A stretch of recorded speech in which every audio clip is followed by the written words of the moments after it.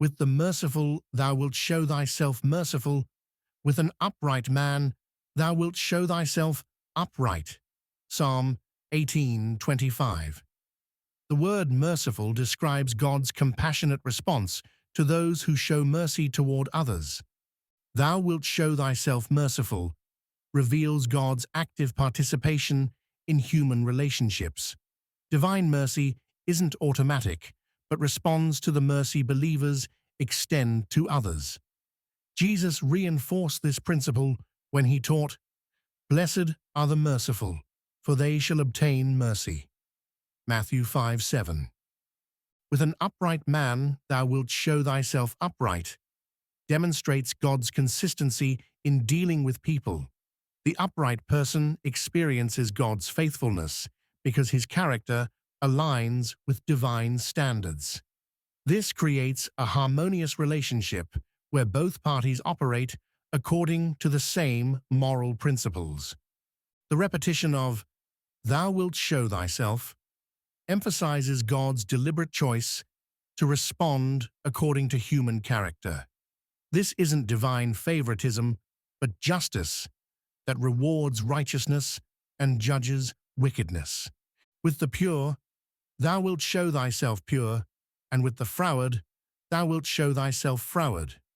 Psalm 18:26. The word pure describes moral cleanness that avoids contamination from worldly corruption.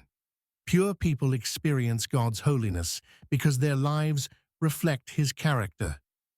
Thou wilt show thyself pure means God reveals his holy nature to those who pursue spiritual cleanliness. This revelation comes through answered prayers, spiritual insights, and supernatural interventions that show God's perfect character.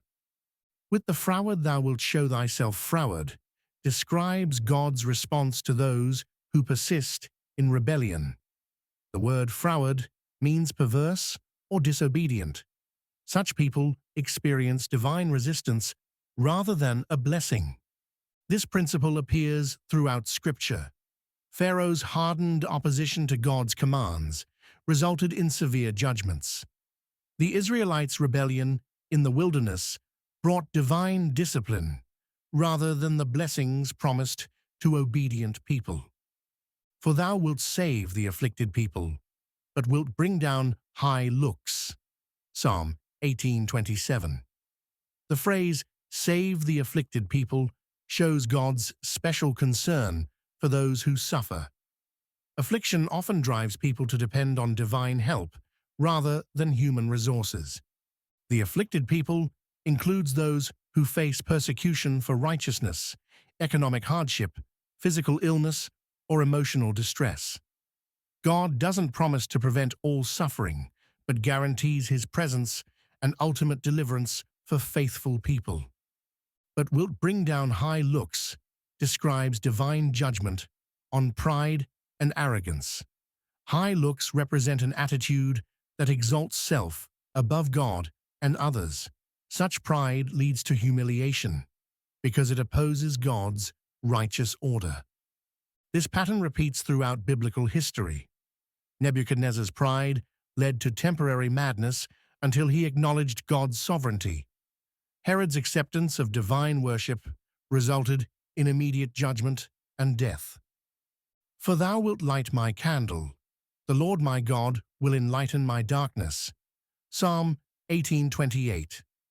The phrase, "light my candle," uses imagery of illumination to describe divine guidance.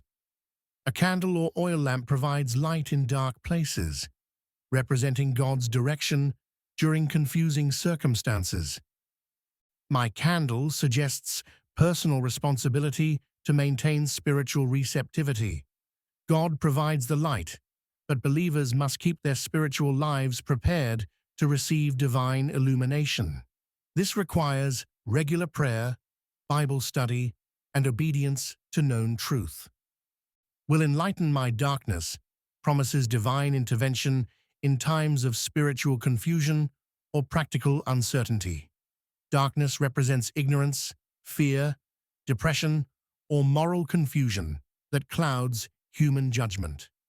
my darkness, acknowledges that even righteous people face periods of uncertainty and struggle. David experienced such times, but God provided the guidance he needed. For by thee I have run through a troop, and by my God have I leaped over a wall. Psalm 18:29. The phrase, run through a troop, describes supernatural enablement to overcome overwhelming opposition. Military imagery illustrates spiritual principles about divine empowerment. By thee emphasizes that victory comes through divine strength rather than human ability. As for God, his way is perfect. The word of the Lord is tried. He is a buckler to all those that trust in him. Psalm 18:30. This verse presents fundamental truths about God's character that form the foundation of Christian living. His way is perfect, declares the absolute flawlessness of God's methods and plans. The word perfect means complete, whole, and without defect.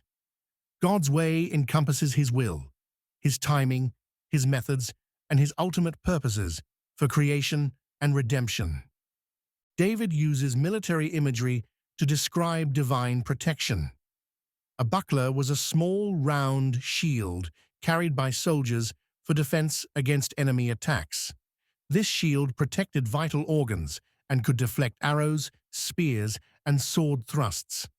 God serves as a spiritual buckler, protecting believers from Satan's attacks, worldly temptations, and the consequences of living in a fallen world. This protection doesn't guarantee freedom from all hardship, but promises divine intervention when needed most.